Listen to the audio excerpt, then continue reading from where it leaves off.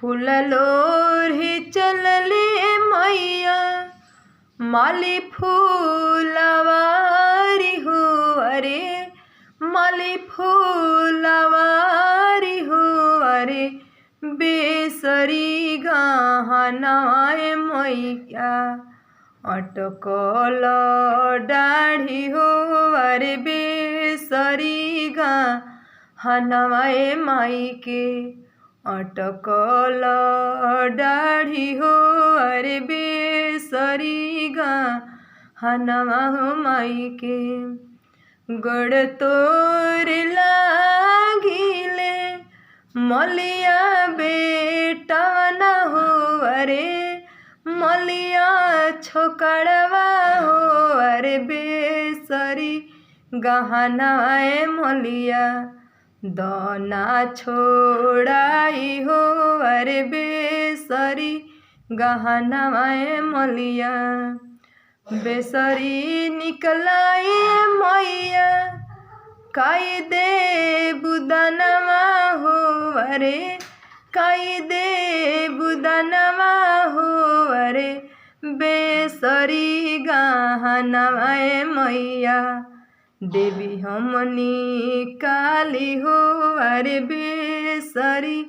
गहनाए मैया तोहरा के देबो रे मलिया दोनों कान सोनवा हो अरे दोनों कान सोनवा हो अरे तोहरा सो रैया के मलिया लहंगा पटोर हो अरे तोहरा सोरैया के मलिया आगी लगाई बोए मैया दोनों कान सोनवा हो अरे दोनों कान सोनवा हो अरे बजर पर सुए मैया लहंगा पटोर हो अरे बजर पर सुए मैया हमारा के चाहिए मैया हथवा के जसवा हो अरे हथवा के जसवा हो अरे जो सकेली हल मैया घूम बिसावा सार हो अरे जो सकेली हल मैया जस ले आई है रे मलिया जस ले जाई हो अरे जस ले जाई हो अरे जस के भर मल मलिया घुमु सावा सार हो अरे जस के भर मल मलिया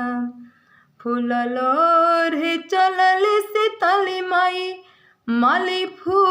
फूलवारी हो अरे माली फूलवारी हो अरे बेसरी गहनाए माई के अटकल